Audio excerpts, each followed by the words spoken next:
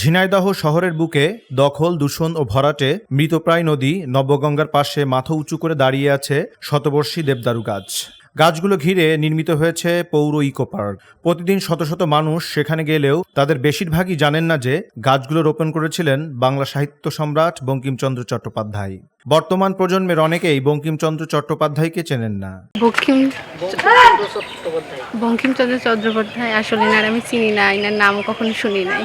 ইতিহাস থেকে জানা যায় 1885 সালের 1 জুলাই বঙ্কিমচন্দ্র চট্টোপাধ্যায় ঝিনাইদহের ডেপুটি ম্যাজিস্ট্রেট ও ডেপুটি কালেক্টর অর্থাৎ তৎকালীন মহকুমা প্রশাসক পদে যোগদান করেন।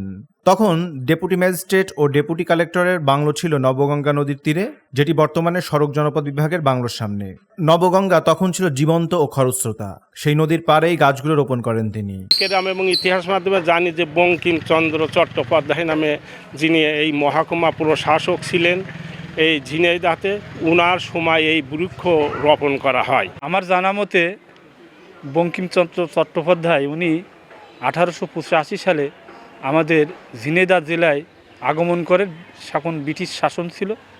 উনি এখানে ডেপুটি ম্যাজিস্ট্রেট হিসেবে যোগদান করেন এবং ওনার অনেক কীর্তিমান আমাদের এখানে অবদান রেখে গিয়েছে। উনি ওনার স্মৃতি পাঠ ধরে রাখার জন্য এই ঝিনাইদহকে তার স্মৃতিচরণ বিচারণ হিসেবে রাখার জন্যে উনি এই গাছগুলো ওই সময় উনি বপন করছিলেন। সে সময় যে ভবনে বসে তিনি দাপ্তরিক কাজ করতেন সেই ভবনটিও এখনো রয়েছে, তবে তার অবস্থা জরাজীর্ণ। বঙ্কিমচন্দ্র চট্টোপাধ্যায়ের এই স্মৃতি ধরে রাখতে কার্যকরী ব্যবস্থা গ্রহণের দাবি স্থানীয়দের। এ ব্যাপারে ঝিনাইদহের জেলা প্রশাসক মোহাম্মদ আব্দুল আওয়াল বলেন, গাছগুলো সংরক্ষণে প্রয়োজনীয় ব্যবস্থা নেওয়া হচ্ছে। 1862 সালে ঝিনাইদহ যশোর জেলার মহকুমা হিসেবে স্থাপিত হয়। পরবর্তীতে ঝিনাইদহ জেলা প্রতিষ্ঠিত হয় 1884 সালে।